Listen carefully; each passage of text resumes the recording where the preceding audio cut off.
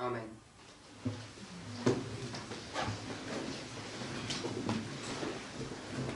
Does anybody have any questions?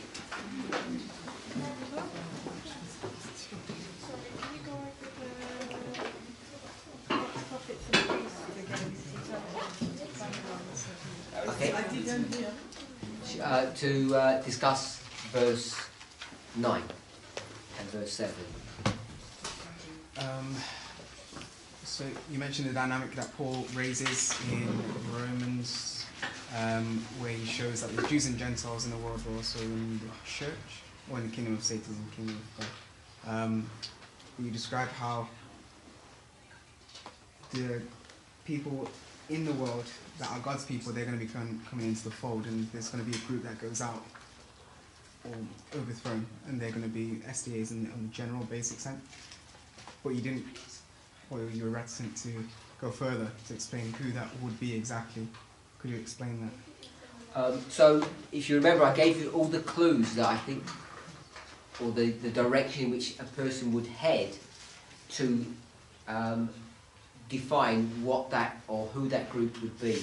The reason why I was reticent to do that, not because I'm reticent to identify the group, but I'd be reticent to identify the group without demonstrating why that group would be who I think that it would be.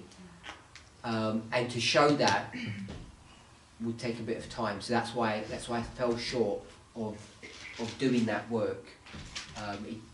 It'd probably take maybe 1 or 2 presentations to do that, but I didn't want to just leave that and just say that it's just SDAs in general, because I think we can begin to see that it's not as straightforward an argument as that. So just to give one example, if we went to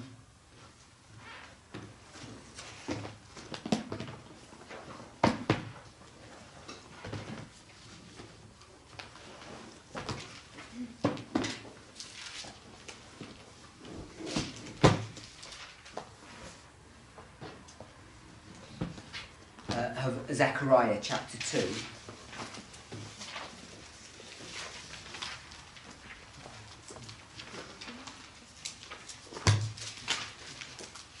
So the question that Brother Brown is asking is, when we went to Daniel 11 verse 21, there are 2 groups. There's a group that are overthrown, and there are a group that escape. And I'm saying these are polar opposites, but they're also the same. They're God's people in both groups. One escape and one don't. And this escape is by slipperiness, with the idea that this group is already in the clutches of the King of the North in his hand, and as he tries to tighten the grip upon them, they slip out. So they're already in his grasp. And I'm saying that they're in prison and they're going to break free and they're going to escape. And therefore, I'm saying the inference would be that the overthrown we're now able to define without doing a word study. The Bible is defining itself using these rules. So overthrow means to be put into prison. They're going to go into prison. And who would go into prison? It would be a group of people that were outside or not incarcerated. So I think that you can just see straight from this story. But to try to demonstrate who they were, because this is the world and this is the church at that simple level, but we know in this world it's Edom, Moab and Ammon, and therefore in the church who would it be? Because Edom, Moab and Ammon is one of these 2 groups. So in the church it's not just a simple matter of it's the church that are overthrown. Who in God's church is going to be overthrown? So to try to demonstrate that, if we were to, as an example, Zechariah chapter 2, and we went to verse 6, it says, Ho, ho, come forth and free from the land of the north, saith the Lord. For I have spread you abroad as the four winds of the heaven, saith the Lord.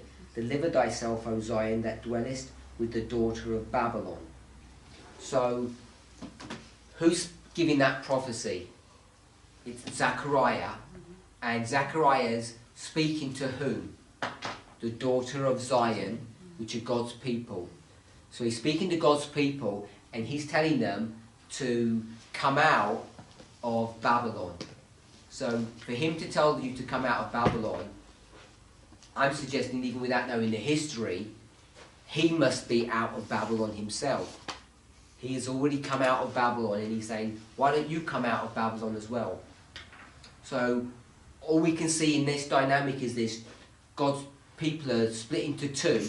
One group have already left Babylon and another group have remained. So then when you start applying the history to this story, you see that this is in the history of the second decree, or Darius. So the third decree hasn't even happened yet. That's okay so far? Mm-hmm. Yeah? So if you're okay at that level, and then we were to make an application and say that the third decree hasn't happened yet, and when that third decree goes forth, it's like the third angel's message. And if it's the third angel's message, then at a simple level, that would be the Sunday law issue. So this is an experience that's happening pre-Sunday law. You can develop an argument to show that.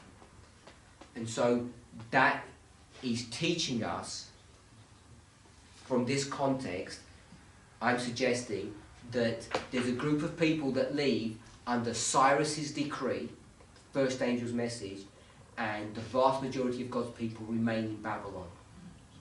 Then at a later stage, under the second decree, the temple's been rebuilt. Darius has made a decree to allow that to happen. Zechariah is going to stand up and say, the rest of you people that remain in Babylon, you need to come out. So this is before Ezra 7.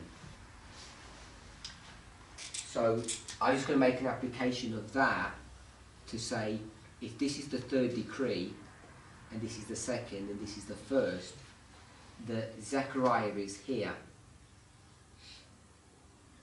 And there's a group of people that have remained in captivity, and they're going to be called out now. And the people that are calling them out are people who are in this history that had already been called out. I'm saying they'd already left.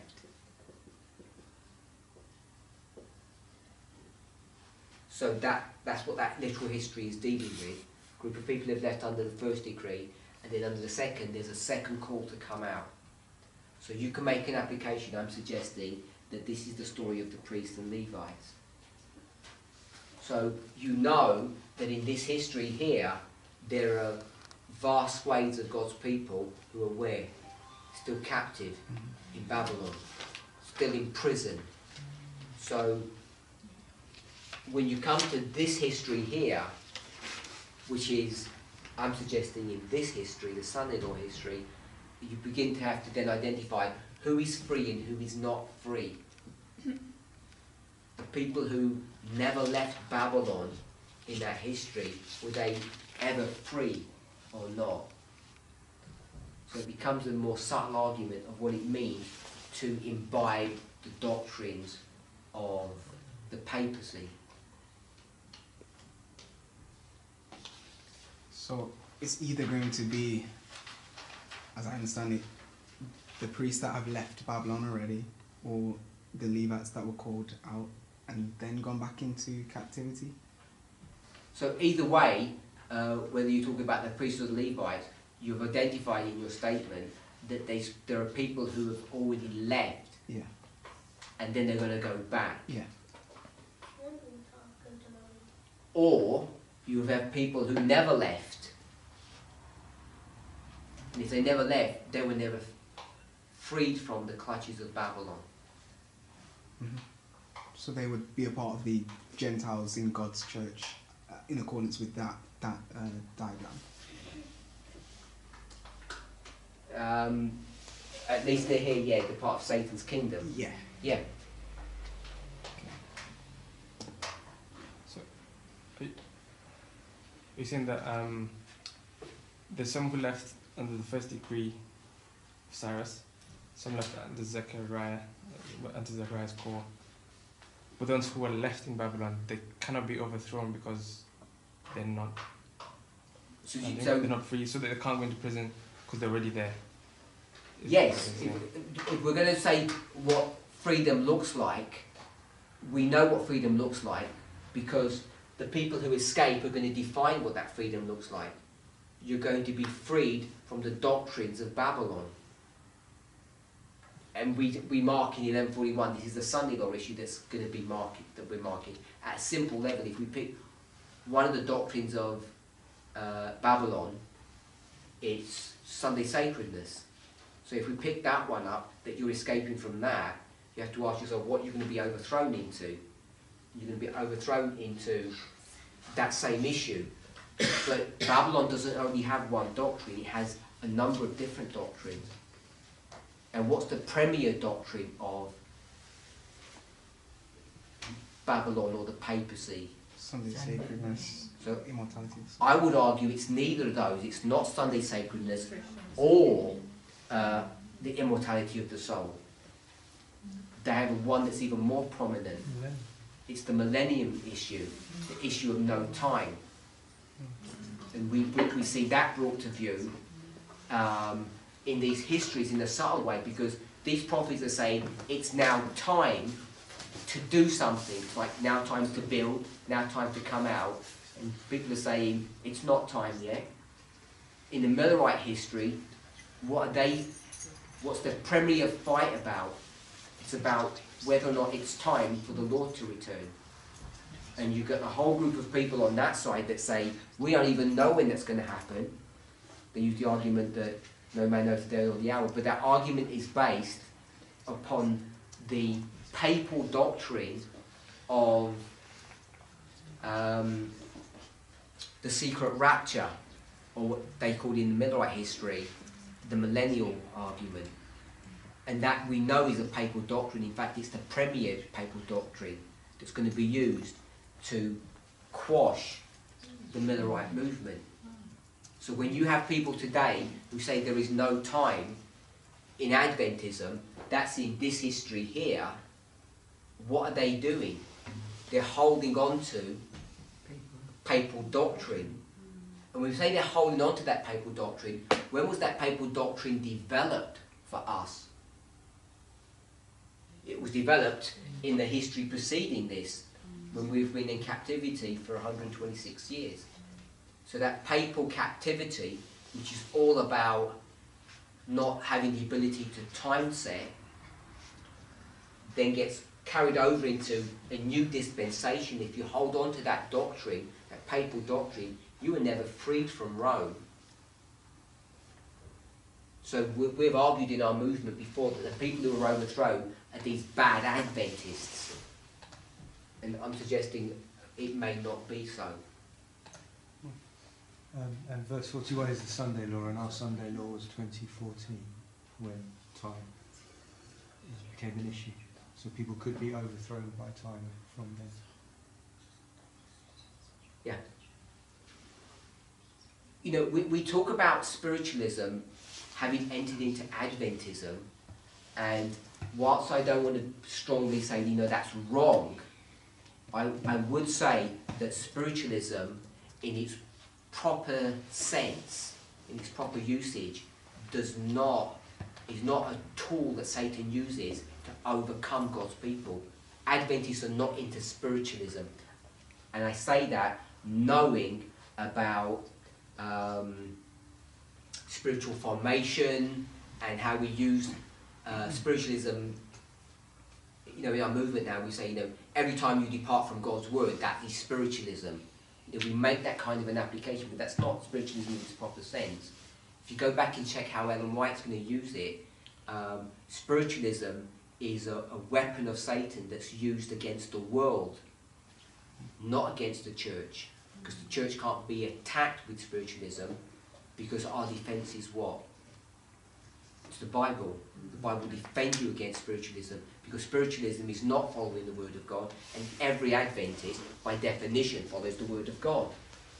But we make a subtle argument and say, yeah, but we're not following it properly. If you don't follow the Word of God properly, that turns you into a spiritualist.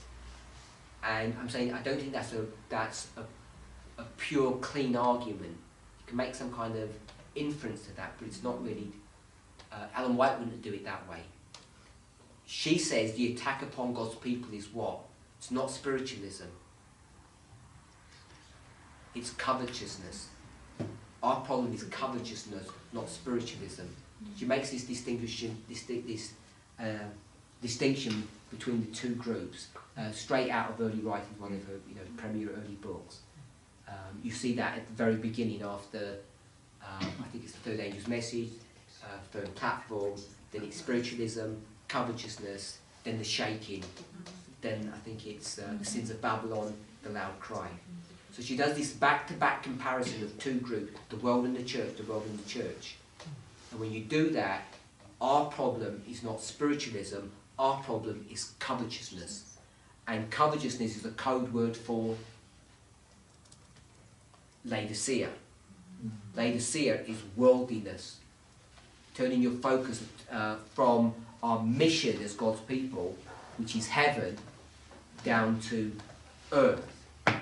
And we know that's an issue because Paul tackles that issue. Where does Paul tackle the issue? That your sight is in the wrong place. We're supposed to be looking to heaven, but we're looking here to earth. Hebrews. Right? Hebrews. He does it in a number of places, but to me the clearest place that you can see that is in Galatians chapter 4. He says Jerusalem, which is above, and Jerusalem, which now is. And all the bad people are looking at Jerusalem here on earth. And all the good people are looking to Jerusalem in heaven. It says a similar argument in Hebrews 8, and you can go to 9 and 10. But there he's not so pointed in his argument. He just says things like, what's here on earth is about to be done away with. But in Galatians 4, he specifically says, the people who are on earth are in bondage. The people who are in heaven are free. So I'm arguing that Laodicea, the Laodicean experience, is a person who's taken his eyes, her eyes, off their mission, and now he's focusing upon the earth. In a crass way, you're interested in your house here on earth and building up your house, than building up, a treasure in heaven or the mansion that you're about to go to there. It's, which house are you really paying attention to? Is it the one here on earth or the one here on earth? That's really what the Laodicean condition is about. We want better clothes, better car, better house. We get all of that in heaven, but we want it here on earth. Our focus of attention is shifted. And that is not spiritualism in its truest, strictest sense. Spiritualism is basically, you put the Bible away and you say the Bible is trash, it's just not true. And no Adventist believes that. There wouldn't be an Adventist. They might manipulate the Bible, they may have it upside down, they may say Ellen White was a guide to help you in the Bible study, but no one outright openly trashes the Bible or does something horrible to it, even in their thinking. So they're not into spiritualism, they're into covetousness. So the reason I mention all of that is that these people here, Adventists, are still holding on to papal doctrines, which means they're still in captivity. They were never freed. And there's 3 papal doctrines that hold you. One of them is the state of the dead, which we all know about. The other one is Sunday sacredness, which we all know about. But the one that we're not clear about, Adventists, I think many of them aren't even aware of it. And in 4SP, Ellen White calls it, the premier doctrine is that there is no time. And all of this was developed in the Counter-Reformation. After Martin Luther passed away, you get what's called the Counter-Reformation. In that Counter-Reformation, their argument is that you can't define time. And all of that is in preparation for what event? 1798. It's all point in 1798. So you can't identify 1798 because in 1798, the time of the end, now there's going to be an increase of knowledge, and then you can't give the first angel's message which says the hour of his judgment is come. You lose your ability to do that if you hold on to these papal doctrines. So, you know, this argument about time setting in Ellen White quotes is, you know, a lot more serious than just understanding Ellen White quotes. Because someone was asking at breakfast, is the Laodicean condition an experience or a dispensational phenomenon? I don't know if people understand what that means. Is that if you've got a history here and you said, I don't know, like 5, 6 and 7, so this would be dispensation, the 5th, 6th and 7th dispensation. Is Laodicea here, or is Laodicea an experience that you can have in different times? Like a personal experience that you can have? And the answer is, I think it's both. It's a dispensational phenomena and it's a personal phenomena.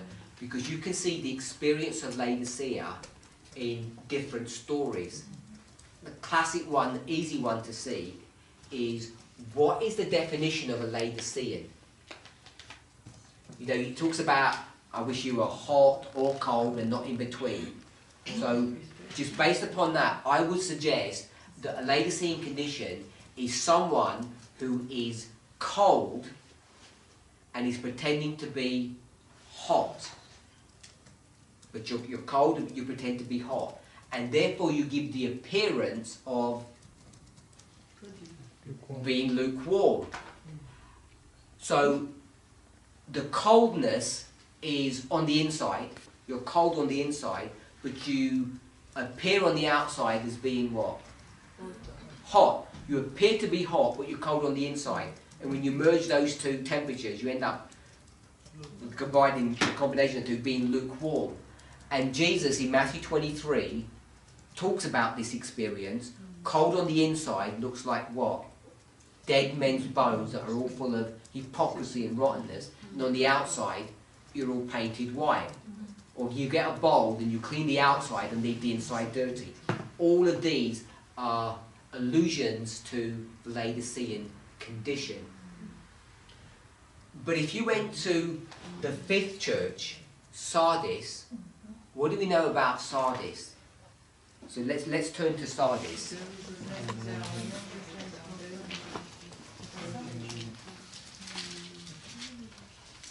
So this is chapter 3, verse 1. Unto the angel of the church of Sardis write these things, saith he that had the 7 spirits of God, and the 7 stars. I know thy works, that thou hast a name, that thou livest, and art dead. So, they have a name, and what does the name say? The name says you're alive, but your experience is you're dead. Revelation 3 verse 1. So, Sister Shimona said it's Seventh-day Adventists. I would argue that it's not. I would argue that these are Millerites. This is the Millerite history. I think you can demonstrate that that's so. But what you see is the experience of that church is what? They have a name that says that they're alive, but their experience is that they're dead. And that is exactly the same scenario or situation as Laodicea. They're alive on the outside, dead on the inside. It doesn't say that for Sardis. It says your name says that you're alive, and your name is what? Sardis. Your name is Sardis. And what does Sardis mean? It means to be red, or to be ruddy. And red, especially if you're fair-skinned, is an identification of something that's on the outside that indicates what? Indicates life, because that redness is coming from a flush of blood, and blood contains the life. So that's why you're red. It's an indication that on the outside you look like you're alive, but you have a name that says you're alive. If you're on the inside, you're dead. So it has all the same characteristics. So all I'm saying is that Laodicea is both dispensational, because the fifth church is not Laodicea, it's the seventh church, so it is dispensational, but it's also experiential, because the people in the fifth church are experiencing the same phenomena as what the Laodiceans are doing. But Laodicea and Sardis mean different things. Laodicea means judgment, the people who are brought into judgment, and the people who bring judgment, depending on how you want to view that. So this is judgment, and this is life. Two different names, two different meanings, but similar characteristics, similar experiences. So the only reason I mention that is because when you come to our history here, and you've got the priests and the Levites, and this was the time of the end, if you're okay with that, this would be the darkness, or what we might call the 1260 years of scattering.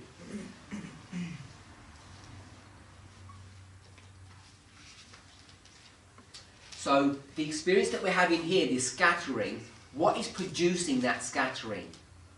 What experience are we having that scatters us? So if it's 1260, you can see that it's has the properties of the 1260, and this would be the fourth church, Thyatira. If you go to Thyatira, it explains to you what the experience is. It's one chapter back, so it's 218, but we'll go to 220. Notwithstanding, I have a few things against thee, Thyatira, because thou sufferest that woman Jezebel, which called herself a prophetess, to teach and seduce my servants to commit fornication and to eat things sacrificed unto idols. Built into that story, you have priests and prophets, by the way. Just want to see that. Because Jezebel, it says, is what? A prophetess. But if you go back to the original story, she's not a prophetess. What is she? She's a priestess. She's the high priest of the prophets of Baal and the prophets of the Grove. So she, although it just mentions prophetess, she has both roles, priest and prophets, and we know that she's the king of the north. So I think it was Sister Data was asking more about the priests and the prophets when we were in Isaiah 28. You can show that king of the north has the characteristics of a priest and prophet. So we only went there because here it says she's doing two things to God's people. What are the two things that she's doing? She's teaching and seducing. And the teaching and seduction, who is she teaching and seducing? If we're talking about this history here, and this is the time of the end, this is 1989, who is she teaching and seducing? So this is Adventism. This is God's people that she's doing this to. And who's allowing this to happen? Her husband. No, not her husband. If you go to verse 18, it tells you, it says, unto the angel of Thyatira. Verse 20, notwithstanding, I have a few things against thee. Who's the thee? It's the angel of Thyatira. And the angel of Thyatira, you can demonstrate, is the leadership of Thyatira. Which is the leadership of the church. So the leadership of the church are allowing his people, his children, we might call it the laity, in this history, from 1863 to 1989, to be taught and seduced by whom? By Jezebel. Jezebel is teaching and seducing us. And how many Adventists are keeping Sunday here? None. And how many believe in the state of the dead? None. So what are we being taught and seduced into? Yeah, which false doctrine? Because they only have three major ones. It's not the Sabbath and it's not the state of the dead. It's the subject of time. So the subject of time is what we're being tricked or seduced into. And you mark 63 here, but you can go further back to see when this experience is really happening. And it goes all the way back to, depending on the argument you want to develop, 44, 50, you get to 63. We've already discussed the subject of 56, 1856, when higher medicine is going to begin to piece together the information, but it's not able to do that because the church is already in a Laodicean condition and they're not going to accept what? They're not going to accept his message on the 2520, and the 2520 is going to direct you to a chiasm that brings you to 1863. And in agreement with that, Ellen White is just going to keep on reinforcing this point. No time setting. So there's no time setting that's being discussed in this history because we're being taught and seduced by Jezebel. But this is not Laodicea, this is Thyatira. So when we come into this history, those people that have not come out of the daughter of Babylon, what are they still going to hold on to? The thing that they've held on to in this history. Hopefully we all know. Here, Isaiah 45 and 46, this is the story of Cyrus, King Cyrus. And Cyrus is the first decree. Remember we spoke about that a minute ago. And what is he telling people to do? To come out of Babylon. So, here at the time of the end, what are you supposed to do? Come out of Babylon. So you know the time of the end is a transfer from Babylon to the glorious land. And you can make the same argument not only in 1989, but where else? 1798. 1798 is the same dynamics, because in 1798, in the 1260, who's ruling here? Jezebel. This is Jezebel, or we can go to Revelation 17 verse 5, and it's a woman who's riding a beast, and on the title is Mystery Babylon. This is the papal church whose kingdom is where? Europe. Yeah. So this is Europe, and what's about to happen in 1798? A new nation is about to rise up. That new nation is the United States, or the glorious land. So you can see people are moving from Europe, or the old world, to the United States, the new world, which is Babylon to glorious land. So we have this transfer that's happening. We can see it in the story of Cyrus. We can see it in the story of Napoleon. When you see that transfer happening, you know that people are coming out of Babylon here at the time of the end. And to come out of Babylon, come out of Babylonian captivity, means to come out of what? The teachings and the seduction of Babylon. And when you come to 1989, what was that? It was the same issue that the Millerites were confronted with in 1798. When they come out of Babylon, they're not keeping Sabbath here, are they? It's not a Sabbath question. It's a question on what? Time. It's all about time, because the first angel's message says the time of the judgment has now come. We're living in the history where we're now able to predict this time here, which is 1844 for the Millerites. So, coming back to Brother Rayo's question, is who is going to be overthrown? If we're going to follow through with that logic, I'm suggesting the people that are overthrown are not the people who remain in captivity.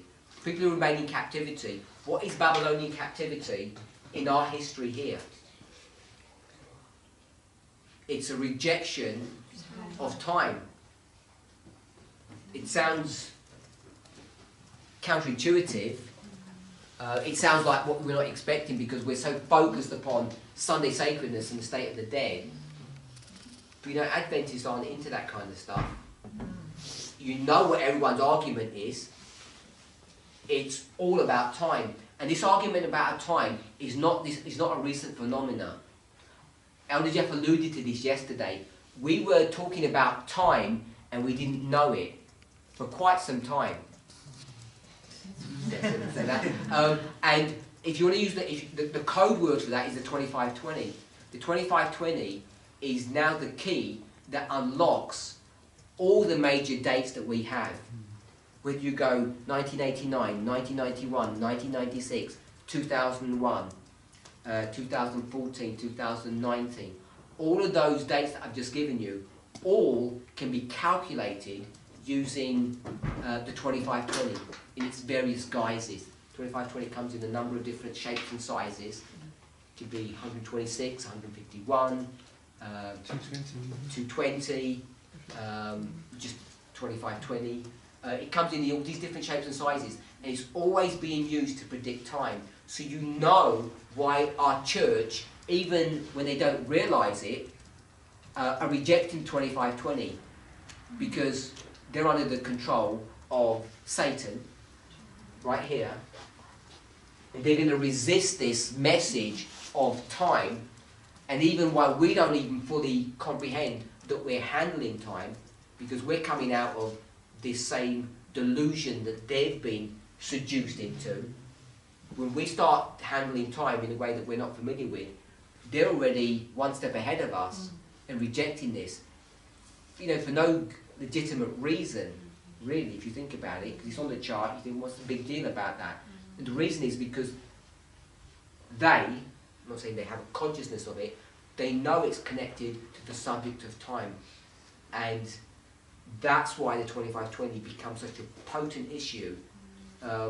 And we're supposed to be called, the disciples of 9/11 or Daniel 11:45 people, but our name gets changed to become 2520 people, and we kind of struggle with that. But the reality is that's what we are. We're all about defining time, because that's how you escape from papal captivity. The people who escape from papal captivity are not the Sunday issue, it's not the state of the deity, it's the issue on time. It's the first major test that you're going to have to grapple with. Later on, we obviously deal with the subject of Sunday When you sacredness. say false teaching and false seduction, is that saying that there's no time? There's the message is not hung on time. Is that what the false rejection of time means? I don't understand what. When you Yes, say when false Ellen White teaching on uses time. this subject of time, she's dealing with one issue, and what we do is we take those statements and those comments and morph them to mean something that I don't think Ellen White ever intended them to mean.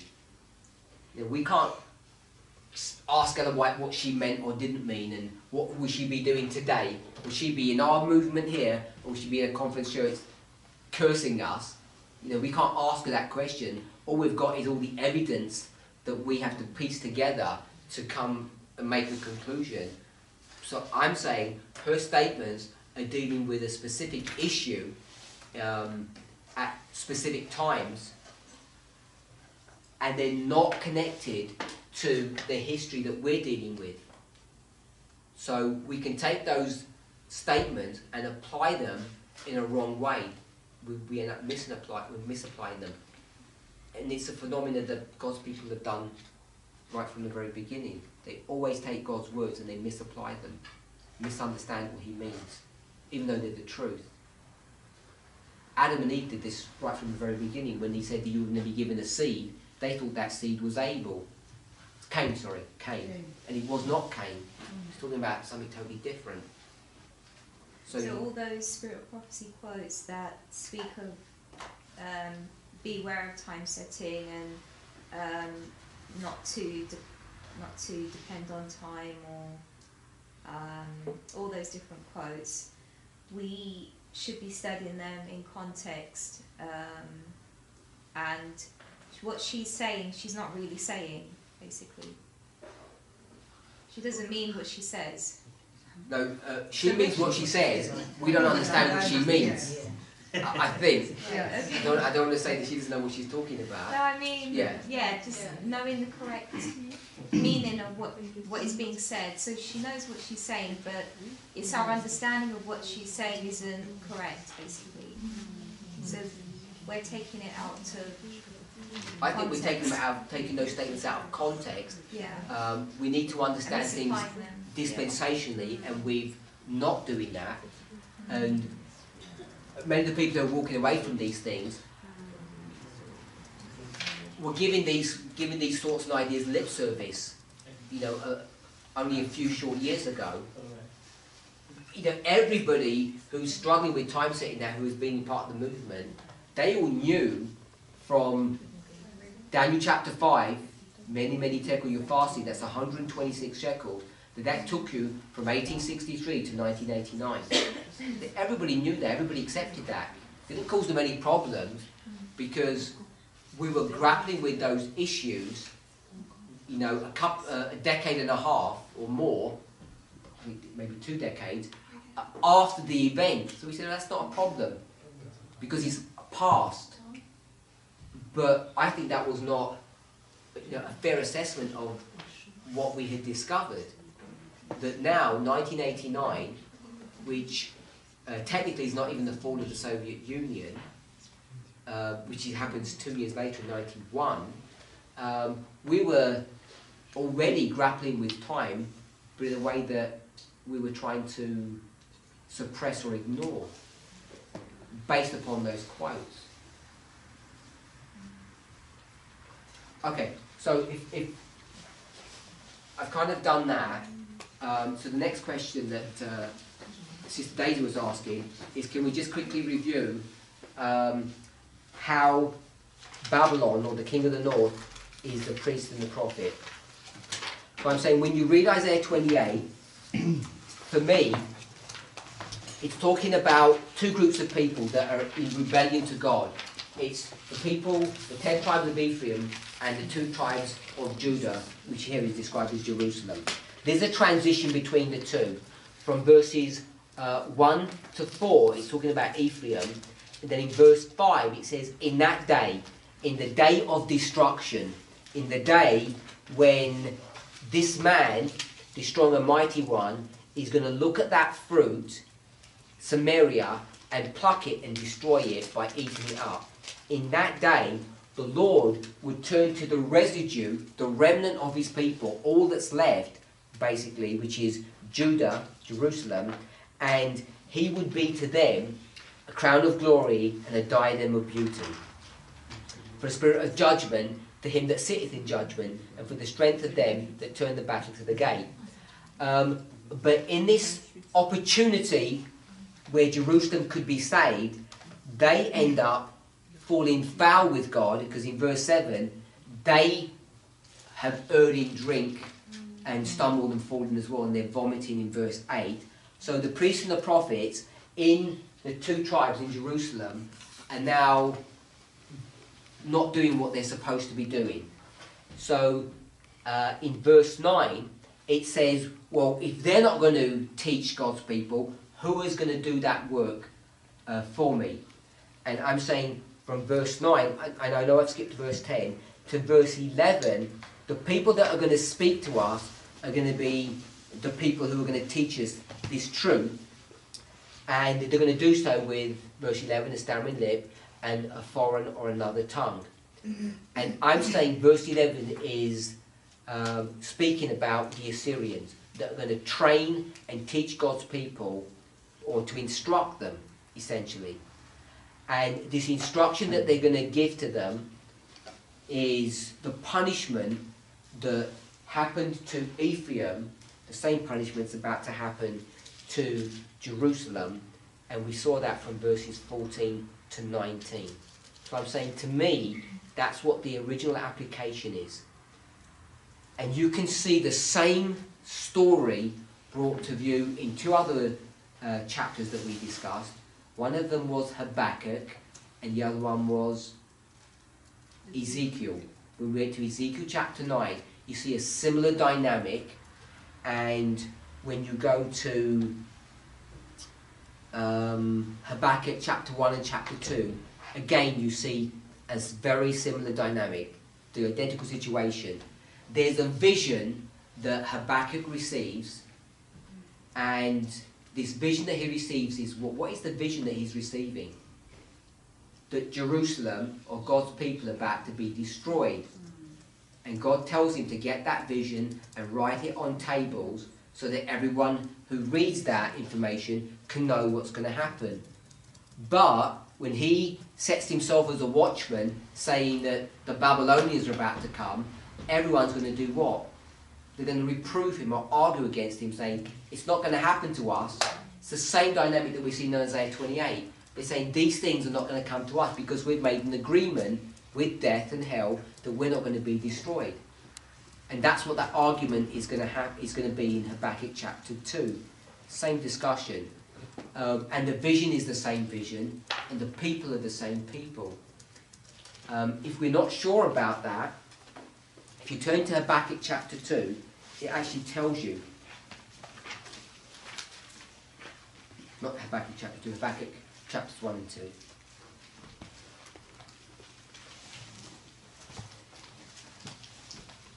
So verse 1, chapter 1 verse 1, the burden which Habakkuk the prophet did see. That word burden is another word, I'm not saying it's the literal word, another word for vision. So this is the vision of Habakkuk. And it's called a burden because it's not a pleasant vision. It's a bad vision. And you can pick up this word burden. Isaiah talks about it over and over again when he talks about the burden of this country and this country and this country. It's a vision about the destruction of those countries. That's what this burden is. And he's going to describe what this vision is. And we can begin it at verse 5. We drop from verse 1 to verse 5. Behold ye, which means look, behold ye among the heathen, and regard and wonder marvellously. For I will work a work in your days, which ye will not believe, though it be told you. So what's being portrayed here is, if you pick up the word marvellously, or wonder, there's a miracle that's about to happen. It says, look at the nations all around you, and there's a miracle that's going to happen. Now, to understand what's going on, you need to know when Habakkuk is doing his ministry. And I'm saying, if you picked up 3 kings, Manasseh, Ammon, and Josiah, Habakkuk is somewhere here. He's somewhere during the reign of Ammon and Josiah, somewhere in that history. And God is saying to him, or through him to the people, what's he saying? I'm going to do a miracle. Look at the nations and you're going to see a miracle happen. What is the miracle that's about to happen? Don't know how well we know that history. What's the miracle that's about to happen? Babylon's going to be raised up. Chaldeans. Sorry? Chaldeans. Yeah, but I will know the history of that miracle. So what's the miracle that's going to happen, as Brother Stephen just said, is that the Babylonians or the Chaldeans are going to be raised up. And that raising up of the Chaldeans happens at what battle? Carchemish. So the miracle that's being referred to here is the miracle or the marvellous working of God's hand at Carchemish. So Carchemish is the demise of the Assyrians and the raising up of the Babylonians. And this, if you looked at the groups, at the nations or the people, it would be a miracle because you would never expect that to happen. The Assyrians could not lose that fight. They were so much stronger, so much more powerful. So God is saying, before the event, just before Carchemish, which is essentially during the reign of Josiah, a miracle is about to happen. The Chaldeans are about to be raised up. And no one would expect that to happen. So once you see that, the burden is not that. The burden is that when the Chaldeans are raised up, what are they going to do? They're going to turn around and they're going to come and destroy God's people. Because who was the protector of God's people? It was the Assyrians. The Assyrians and God's people, they were in a league together. They were like their protector. And so once their protector is gone, the Chaldeans are going to come and they're going to destroy God's people. And as you run through that history from Zedekiah, from Jehoiakim to Jehoiakim to Zedekiah, that was an unnecessary event because it didn't need to happen. If they had just obeyed the Babylonians and kept faith with them, that wouldn't have happened. So all this is being predicted. And then you get to Habakkuk chapter 2, he's going to say, get this vision. What vision? The vision that the Babylonians are going to be raised up in this miraculous way and they're going to come and destroy us. Get that and make it plain upon tables. Stand as a watchman to show that it's going to happen, and everyone's going to say what? It's not going to happen, because we've just read that in Isaiah 28. They don't believe that's going to happen. So that's, you can do Habakkuk. The same story in Ezekiel 9. So when you go to Isaiah 28, I'm saying these teachers are going to teach them via punishment. Now, we can go ahead and make an application of this. So, the reason I said priest and prophet is because you're comparing two classes of people. You're comparing one class that have erred and another class that are not going to err or make a mistake. Who errs? Priests and prophets. Therefore, the people that are going to be used as a substitute of them must by definition be priests and prophets. That's the first argument, using the rule of compare and contrast. So we did this, verse 7 and verse 9, priests and prophets. Therefore, we have to fill in these blank spaces. These two would be priests and prophets. Compare and contrast. So these are priests and prophets in God's people and God's church. So who would these be? I'm saying these, in their literal context, is the king of the north. How does the king of the north here become a prophet? Because he understands visions. And we went to Daniel 8:23 and 11:14. 11:14, he establishes the vision. I understand that that vision is a later phenomena. I understand that. 8:23, again, I understand that to be a later phenomena, but I'm taking those and making an application to bring them back, because historically these are way in the future. But these people understand their role in life. And all a vision is, it's a message from God that isn't for today. It's a message of God that's going to happen in the future. It's just a prediction. That's what a vision really is. And the Chaldeans know what they're supposed to be doing. They know they're supposed to go and destroy people or punish them. So that's how they become prophets. That's a suggestion that I'm making. And why did they become priests? Because it says in verse 7, the priests are dealing with judgment and the prophets are dealing with visions. So judgment is that very thing. They know who to judge and they know what judgment to bring. So Zedekiah, they know to kill his sons and they know to pluck his eyes out. Plucking his eyes out because God wants to demonstrate that who is this group of people? They're Laodiceans. They're totally blind. They've come to complete and utter blindness. It's not like they're having eyes that they cannot see. Now they don't even have eyes to see. His children are killed. As soon as you go from father or parent to children, you're dealing with what subject? Stress?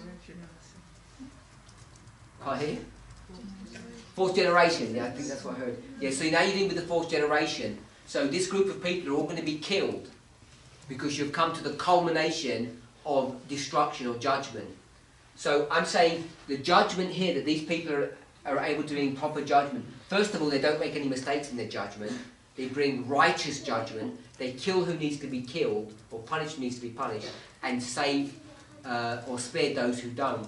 So Gedaliah, and Barak and Jeremiah are all people who are not going to be killed, and they're not insignificant people. They're major people, not necessarily royalty, but they're high enough to be punished. They have that status in society, but they're going to be spared. So I'm saying the king of the north is able to judge righteously, makes the proper judgment, and he understands his role in life. So that's why I'm making that application there. I'm not even saying it's an application, I think that's the original intent of those words. What we then do is we make an application, and we make that priest and that prophet us, when we go from the natural to the spiritual. So we can do that, make this application that this is talking about us. And the only reason I wanted us to see that is because in our movement we've accepted that we're priests for a number of years now, and everybody thinks that's a benign title, like priest, it's no big deal. Because there's a Spirit Prophecy quote that says the primary role of the priests were as what? To be teachers. That's their primary role. I don't know if you used the word primary. So we don't mind being called priests, but we don't want to be called prophets, because prophets have a totally different connotation to them. You know, what gives you the authority to make these predictions? Did you have a dream or a vision? And we're going to say no. Then we kind of indicate that we're second-rate prophets, because you have this two-tier prophet system. But when it comes to priests, the argument that I wanted to make was that these priests here, these were ordained by God. The priests that it's referring to here are the priests of the house of Aaron, or the order of Aaron. And that brings us to Hebrews chapter 7. So we didn't turn to Hebrews chapter 7, so let's turn to Hebrews chapter 7 to see why this is such a difficult subject that we really haven't delved into as a people. I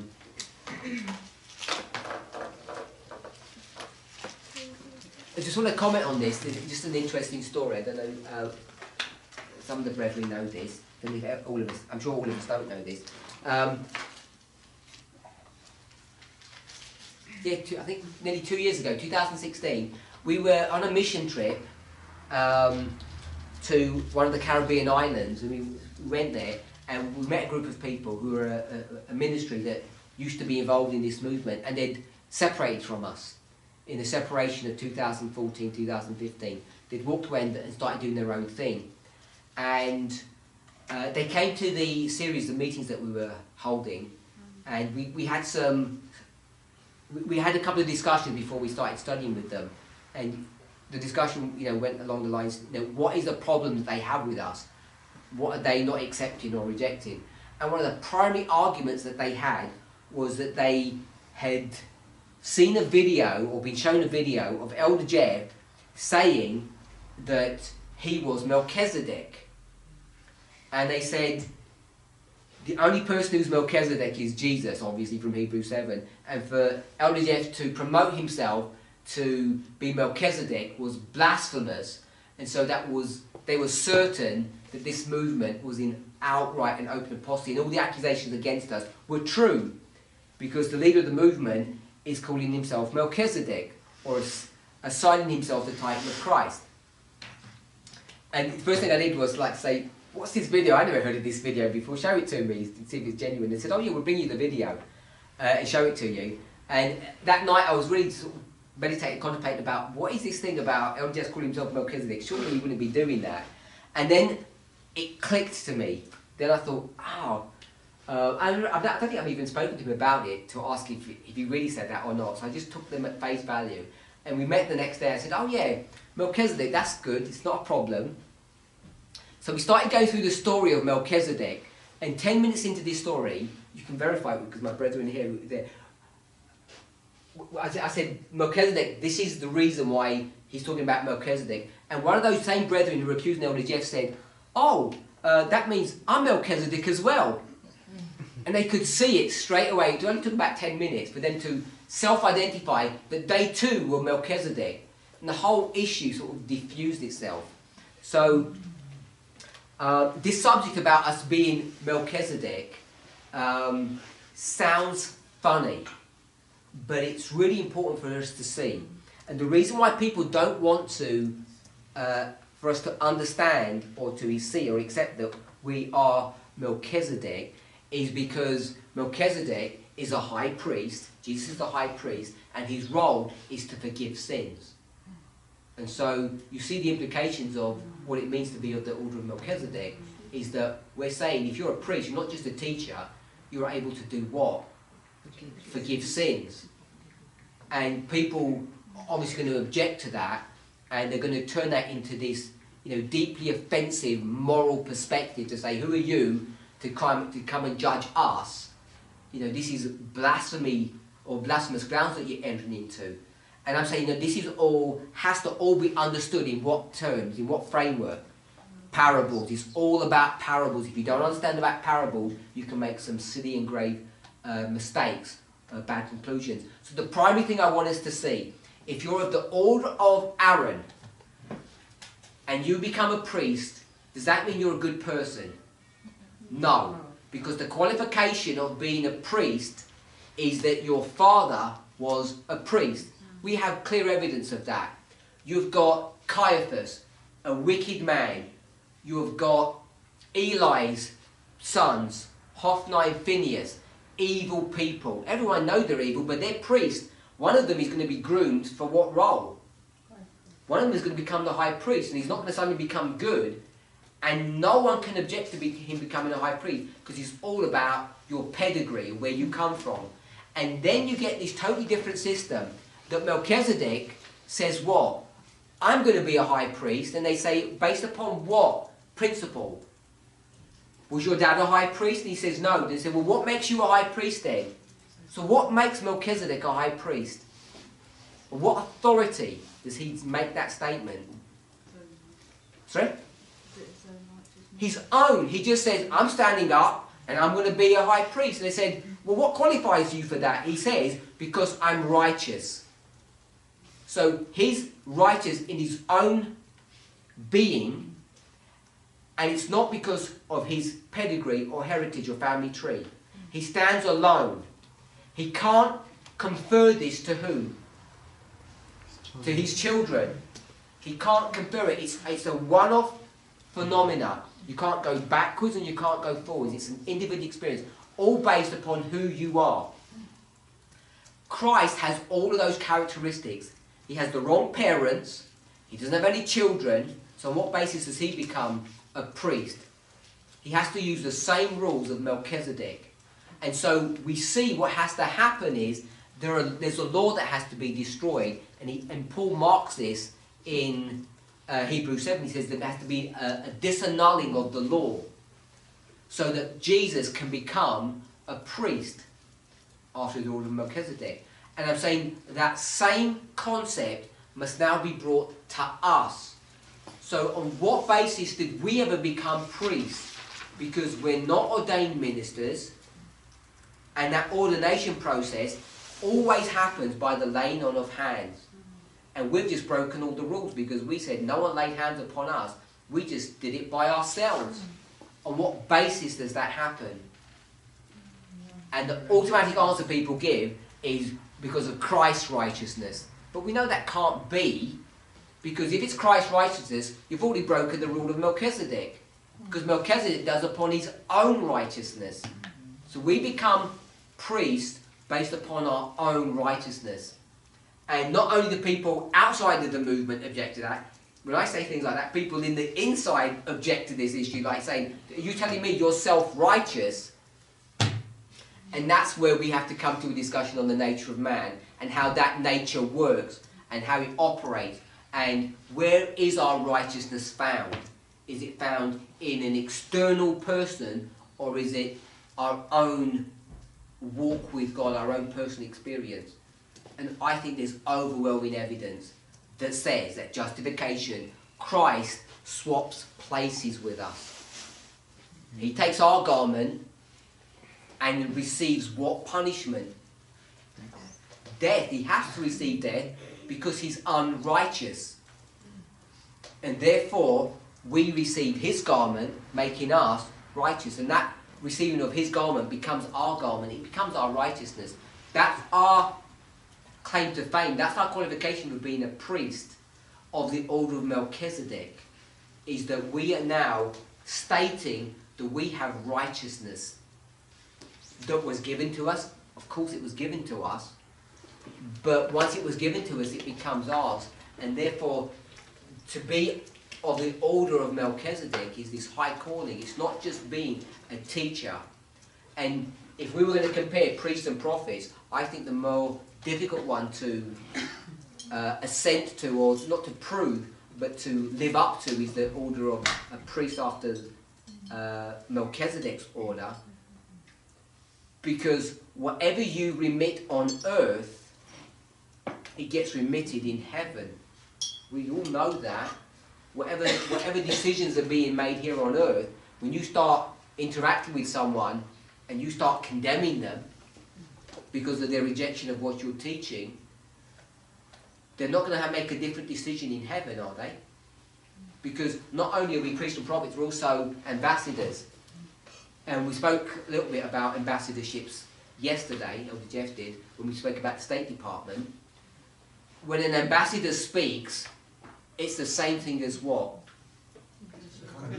It's the president, as the leader of that nation speaking. You don't say, well, I don't like what you say, I want to go to the boss. You don't have access to that boss. The person in front of you is the de facto boss for you. So if you're an ambassador and you make a statement, then that is law. When David is ruling and one of his allies dies and his son takes over and he sends ambassadors to the son, what does that son do? He gets persuaded that this is a trick. He cuts the backside of their trousers or their robes, shows their buttocks, and they go home in disgrace. And they know what's going to happen. What's going to happen? It has to be war. Because that insult was not to a nobody ambassador. That insult was as though it was given to David. And David can't stand by and let that be ignored. You touch the ambassador, you touched the nation. So we know that this role of priests is a lot more serious than just us standing up and being teachers. We have a responsibility which we call the message of life and death. You accept or reject what we teach, you receive life or death.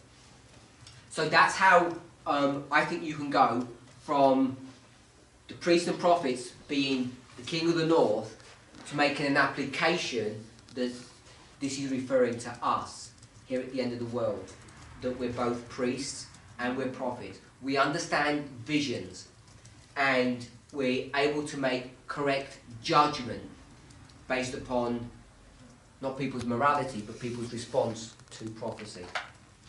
Let's pray.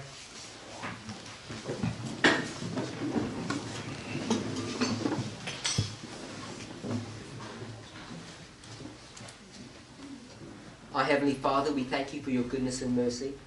As we have discussed the subject of comparing and contrasting in the context of parable teaching, as we have gone through a few Bible passages, help us, Lord, to be able to study for ourselves as we approach your word, to see how these parables operate, how we can compare and contrast two different objects or entities or people or doctrines, to be able to discern the true import of the things that we're reading.